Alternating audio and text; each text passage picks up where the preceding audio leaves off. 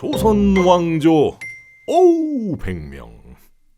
자, 역사를 역사스럽게, 역사를 재미있게 이야기해드린다고 믿어 의심치 않는 히스토리 스토리텔러 히스토리가 들려드리는 재밌는 조선 인물사 이야기, 조선 왕조 오우 100명.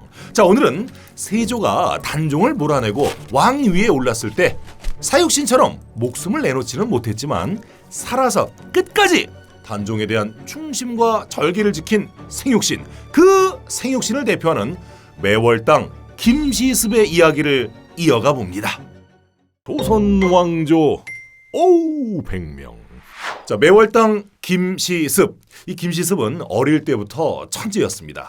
3살 때부터 한자를 줄줄줄줄 읽고요. 5살 때는 한자로 시를 지을 정도라고 했습니다. 저 5살 때는 엄마 빠빠빠빠 했는데 말이죠. 자, 아무튼 김시습은 엄청난 천재였습니다. 어릴 때부터 소질이 남달랐죠. 동네방네 소문이 쫙 퍼집니다. 그 집에 신동났다고 난리 나지요. 자, 당연히 궁궐에까지 소문이 쫙 퍼집니다. 자, 그때 당시 임금이었던 세종대왕이 이 5살 꼬마아이 김시습을 불러오게 합니다. 세종대왕 앞에 다시 서게 된 5살 김시습 어린이, 그리고 세종이 그 5살 꼬마아이에게 묻습니다. 이복의 도승지, 저 아이 이름이 김시습이라 하였는가? 저 아이에게 시를 지어보게 하라. 이 김시습이 세종대왕이 시키는 대로 시를 척척 지어냅니다. 세종대왕이 오호 감탄을 하지요. 오호, 참으로 신통한 아이로구나. 어찌 5살 아이가 그렇게 총명하단 말인가. 내 저 아이를 기억할 것이다. 후일 학문을 이루면 큰 인재로 쓸 것이야. 자, 영특한 이 김시습의 천재성에 감탄한 세종대왕이 이 비록 어리지만 김시습에게 비단 50피를 상으로 하사하고 앞으로 크게 쓸 것을 약속하게 됩니다. 자, 이때 어린 김시습이 세종대왕에게 받은 비단을 자랑처럼 직접 허리에 묶고 궁궐 밖으로 나갔다는 일화가 지금도 유명합니다. 임금 앞에서도 긴장하거나 하나도 당황하지 않고 당당하게 시를 지어 보였던 5살 김시습. 그래서 그때 일화로 이 김시습을 김오세라고 부르기도 했다고 합니다. 자, 이렇게 잘 나가나 싶었는데 자신을 알아준 세종대왕이 오래오래 살아서 이 시습을 키워줬으면 좋았을 텐데 세종대왕이 사망하게 됩니다. 자, 세종대왕이 승하하고 문종과 단종을 거치면서 정치적인 혼란기가 찾아오죠. 자, 김시습이 21살 되던 해 수양대군이 그 유명한 계유정난을 일으키고 단종을 몰아내는 왕위 찬탈 사건이 생기죠.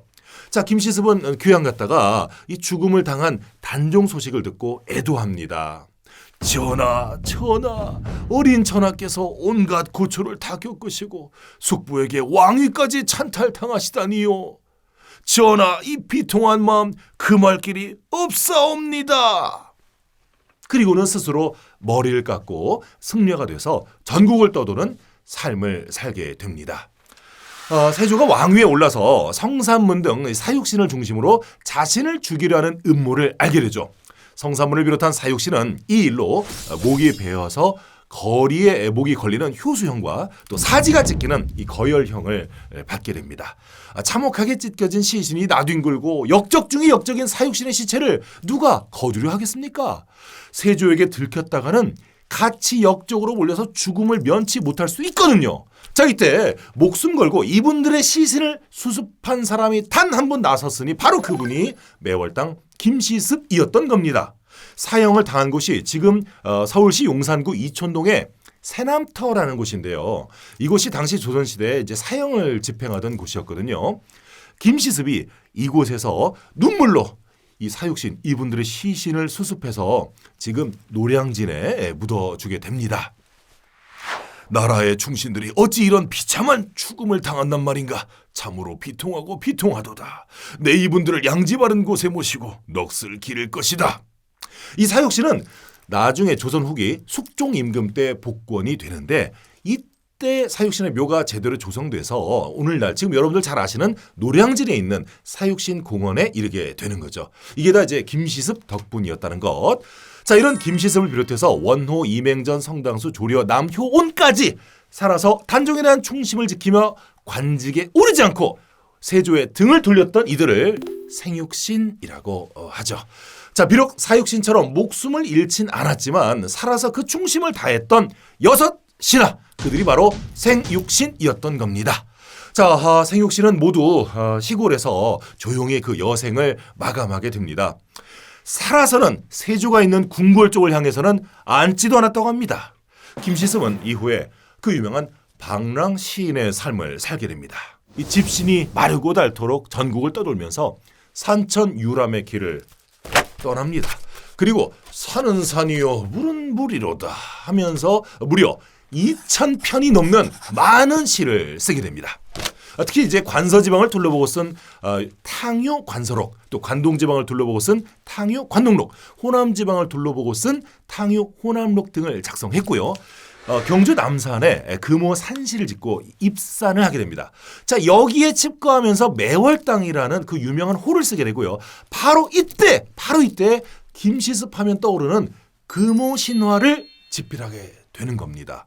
자, 김시습하면 역시 무엇보다 금호 신화죠. 우리나라 고전 소설 중에 최고로 꼽는다는 그 금호 신화. 5편의 단편 소설을 묶어서 만든 소설책인데요. 우리나라 최초의 한문 소설이죠. 자, 어릴 때 국사시험 단골 문제죠. 밑줄 쫙. 우리나라 최초의 한문 소설은 바로 이 금호 신화입니다. 자, 현실과 비현실의 경계를 넘나드는 환상적이고 신비로운 분위기 속에서 이야기가 전개되는 그 완성도가 매우 높은 소설로 지금도 높이 평가받고 있습니다. 금호 신화를 쓰고 나서 이 김시습은 경주에서의 생활을 청산하고 다시 서울로 올라와서 살다가 이분이 이제 승려의 생활을 마감하고요. 다시 이제 속세로 들어옵니다. 40대 후반에 들어서야 이제 머리를 기르고 이분이 이제 고기도 드시고 결혼까지 합니다. 그러다가 성종 임금 때 인수대비가 사사한 폐비 윤씨 사건이 일어나서 전국이 또 좀 혼란스러워지니까 다시 방랑 생활을 하기도 했습니다. 참 우여곡절이 많았죠. 자, 어린 시절 천재로 학업에 집중했고 20대 들어서 정치적 혼란기를 겪으며 방랑 시인으로 전국을 누볐던 자유로운 영혼 매월당 김시습. 그분은 평생을 떠돌며 젊은 선비들을 가르치기도 했고요. 여행지마다 여러 시를 남기기도 했습니다. 자, 이렇게 전국을 떠돌았던 김시습의 마지막 종착역은 어디였을까요? 충청남도 부여입니다. 김시습은 이 부여의 무량사라는 절에서 병으로 세상을 떠나게 됩니다. 자, 우리나라 최초의 한문소설 작가이자 뛰어난 서예가이기도 했고요. 무엇보다 생육신으로 그 충절을 지켰던 김시습의 이야기가 여기까지입니다. 자, 오늘도 조선의 인물 이야기를 통해 조선사를 들여다보는 조선왕정 오우 100명, 구독과 좋아요, 다음 편도 보시겠다는 알림 설정은 바로 저 히스토리 스토리텔러 히스토리에게 큰 힘이 됩니다.